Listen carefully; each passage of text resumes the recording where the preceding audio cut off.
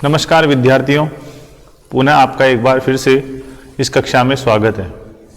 देखिए, पिछली कक्षा में हमने पढ़ा कि विद्यार्थी अर्थात ब्रह्मचारी के क्या क्या कर्तव्य है, अपने अध्ययन काल के दौरान उसे किन किन नियमों का पालन करना चाहिए, उसके लिए कौन कौन सी क्रियाएं करने योग्य है और कौन कौन सी क्रियाएं नहीं करने योग्य है, इसका उसे उचित ध्यान देना चाहिए। इसी श्रृंखला के अंदर आज हम अध्ययन करेंगे आचार्य, उपाध्याय और गुरु। ये कुछ विशेष शब्दावली है, कुछ विशेष प्रतिमान है जिनका एक विद्यार्थी को, एक ब्रह्मचारी को अपने जीवन में इनसे रूबरू होना पड़ता है, इनके साथ जीवन व्यतीत करना होता है और जीवन व्यतीत करते समय इनके साथ किस प्रकार का व्यवहार हो, किस प्रकार का आचरण हो कि वह अपने आचरण को इनके संस्कारों से अपने आचरण को परिवर्धित कर सके, अपने आप को संस्कारित कर सके। सबसे पहले हम बात करते हैं आचार्य, उपाध्याय और गुरु। आचार्य कौन होता है, उपाध्याय कौन होता है और गुरु कौन होता है।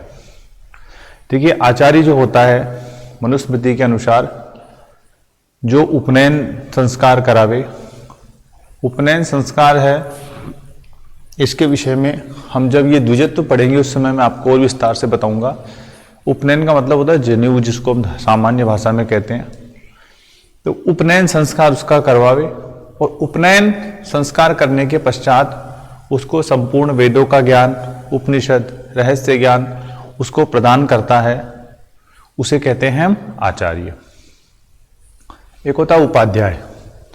उपाध्याय जो है अपनी आजीविका के लिए, वृत्ति के लिए वेद का एक भाग, कोई भी एक संहिता मान लीजिए, ऋग्वेद विशेष या यजुर्वेद विशेष या सामवेद विशेष नहीं करा, केवल एक शाखा का अध्ययन करवाता है। वो भी किस लिए? अपनी आजीविका चलाने के लिए, अपनी वृत्ति चलाने के लिए, उसे कहते हैं हम उपाध्याय। और गुरु जो गर्भाधान से लेकर के संपूर्ण संस्कारों को संपादित करता है, उसे वन, अन्न, वस्त्र आदि प्रदान करता है बालक को, उसे गुरु कहते हैं। गर्भाधान संस्कार कराने का अधिकार सिर्फ पिता को है, इसलिए गुरु का अर्थ लिया जाता है पिता। तीन प्रकार के आदरणीय पद हो गए, आचार्य, उपाध्याय और गुरु। आचार्य का मतलब हुआ जो संपूर्ण वेदों का, उपनिषदों का, वेदांगों का सर्वांगीण अध्ययन करवाता है उपनयन संस्कार करने के पश्चात, उसे कहते हैं आचार्य। और उपाध्याय जो अपनी आजीविका के लिए, वृत्ति के लिए वेद का एक भाग पढ़ाता है, उसे कहते हैं उपाध्याय। और जन्म देने वाला, उसे इस दुनिया में पैदा करने वाला, उसको वन, अन्न, वस्त्र आदि प्रदान करने वाला, उसका पालन पोषण करने वाला कहलाता है गुरु। हम बात करते हैं द्विजत्व। देखिए, भारतीय संस्कृति के अंदर जो द्विजत्व है इसका विशेष महत्व है। जाति विशेष शब्द का कोई संयोग नहीं है, इसे जोड़ा नहीं गया है। देखिए, सब व्यक्ति माता के गर्भ से जन्म लेते हैं, लेकिन गर्भ लेने के पश्चात, माता पिता को जन्म देने के, उस बच्चे को पैदा करने के पश्चात ही उसका एक प्रकार से इस संसार में दूसरी प्रक्रिया शुरू होती है। उसका ज्ञान का विकास, उसका स्वयं का वर्चस्व, किस दिशा में उसका विकास होगा, जीवन में वह क्या बनेगा, क्या लक्ष्य हासिल करेगा, क्या शिक्षा प्राप्त करेगा। तो जन्म लेने के पश्चात जब शिक्षा के क्षेत्र में पदार्पण करता है, शिक्षित होने के लिए जाता है, तो एक संस्कार होता है उपनयन संस्कार। उसके गुरु के समक्ष उसको उपनयन पहनाई जाती है और आश्रम के अंदर वह वहाँ से चला जाता है। तो शिक्षा के मार्ग पर जब अग्रसरित होता है तो उस समय जो संस्कार होता है, उस संस्कार को कहते हैं उपनयन। और उपनयन संस्कार जिसका हो जाता है उसे कहते हैं द्विज। कहने का मतलब वह बालक जो अब शिक्षा के मार्ग के ऊपर अग्रसरित हो चुका है, उसे कहते हैं हम द्विज। दूसरा अभिवादन। देखिए, भारतीय संस्कृति के अंदर अभिवादन का विशेष महत्व है, लेकिन अभिवादन के कुछ सिद्धांत होते हैं, कुछ नियम होते हैं, उन्हें हमें समझ लेना चाहिए। अभिवादन वैदिक रीति के अनुसार अपना वेद, अपनी शाखा पितृनाम पूर्वक करना चाहिए। दूसरी ओर जो नाम है उसका जो टी है यानी कि अंतिम स्वर वर्ण नाम में उसको प्लुत भी करना चाहिए। दूसरी बात, अभिवादन करते समय यह भी ध्यान रखना चाहिए कि प्रत्यभिवादन, परस्पर जो दूसरा सामने वाला अभिवादन है वो भी उचित प्रकार से उस रीति को जाने। अगर वह नहीं जानता प्रत्यभिवादन करना तो उसके समक्ष अभिवादन नहीं करना चाहिए। अभिवादन के महत्व को स्पष्ट करते हुए मनु कहते हैं कि अभिवादन करने से व्यक्ति के 4 गुण बढ़ते हैं, आयु, विद्या, यश और बल।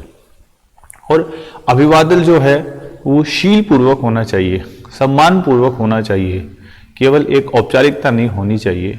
दूसरी ओर अभिवादन जो है किसी दबाव में या लोभ या लालच के वशीभूत नहीं होना चाहिए। एक सम्मान को रखते हुए, एक उचित संस्कार मस्तिष्क में रखते हुए उसका पालन करना चाहिए। फिर बात आती है पुरुषार्थ की। देखिए, भारतीय संस्कृति के आधार स्तंभों में है पुरुषार्थ। विश्व की तमाम संस्कृतियां हैं, उन संस्कृतियों के अंदर आप देखेंगे कि जीवन के उद्देश्यों को रेखांकित नहीं किया गया है। केवल आना, इस धरती पर आना और आकर के अपने जीविका को चलाना, यही मात्र उद्देश्य निर्धारित है। लेकिन भारतीय संस्कृति के अंदर जो समाजवाद देखा गया है, उस समाजवाद के परिप्रेक्ष्य के अंदर सभी लोगों का, सभी जीवों का समग्र विकास हो, सभी के विकास को ध्यान में रखते हुए मनुष्य के जीवन के उद्देश्य, उसके लक्ष्य निर्धारित किए गए हैं। उसकी आयु, उसके अपने परिजनों के साथ, समाज के साथ, देश के साथ, राष्ट्र के साथ जो संबंध निर्धारित है, उन संबंधों को ध्यान में रखते हुए उसके जीवन के 4 पुरुषार्थ निर्धारित किए गए हैं। धर्म, अर्थ, काम और मोक्ष।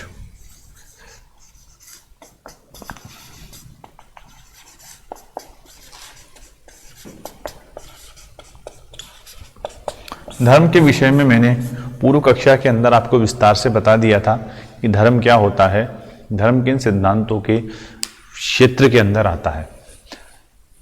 धर्म के अनुसार पुनः एक बार आपको संक्षिप्त में बता दूं कि धर्म जो है किसी धर्म विशेष, संप्रदाय विशेष नहीं है, बल्कि मानव विशेष, देश विशेष और परिस्थिति विशेष से निर्धारित नियम है।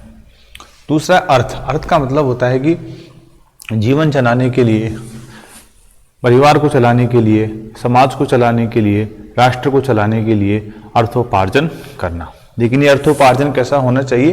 धर्म के अनुसार, यानी कि किसी का शोषण यहाँ पर नहीं होना चाहिए। और उपार्जित अर्थ को भी धर्म को बढ़ाने के अंदर, धार्मिक कार्यों के अंदर, यानी कि लोगों के हित के अंदर, परोपकार के अंदर उसे नियोजित करना चाहिए। दूसरा है काम। काम का मतलब होता है कि इच्छाएं। मनुष्य स्वाभाविक रूप से इस धरती पर, उसमें प्राकृतिक रूप से इच्छाएं हैं, उन इच्छाओं का भी उसे उनको भी उनका ध्यान में रखना है। लेकिन वे भी कैसी होनी चाहिए? धर्म के अनुसार। धर्म के साथ उनका कहीं भी वैमनस्य नहीं होना चाहिए, कहीं भी एक दूसरे के प्रतिकारी नहीं होने चाहिए, धर्म के अनुसार। और दूसरा होता है मोक्ष। जैसा कि हमने बताया कि भारतीय संस्कृति के अंदर जो मनुष्य है, उस मनुष्य को एक परम ब्रह्म का ही एक हिस्सा बताया गया है और जीवन का उद्देश्य उस परम ज्योति के साथ अपने आप को संयोजित करना। तो यहाँ पर रहते हुए पुनः पुनः हम अपने कर्मों के अनुसार जन्म लेते रहते हैं और दुख के भागी बनते रहते हैं, कष्टों को भोगते रहते हैं।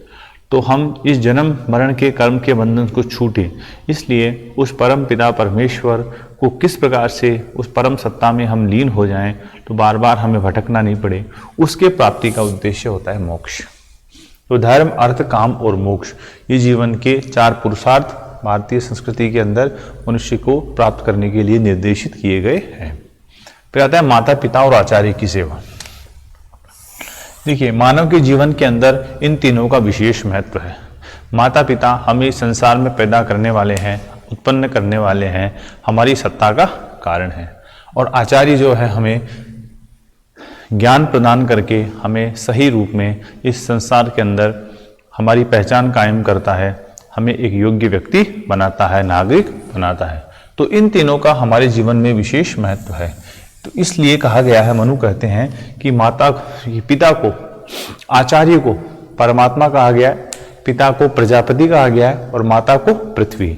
इन तीनों की सेवा करना, इनको प्रिय करना, इनके प्रति हित आचरण करना हर व्यक्ति का परम कर्तव्य है।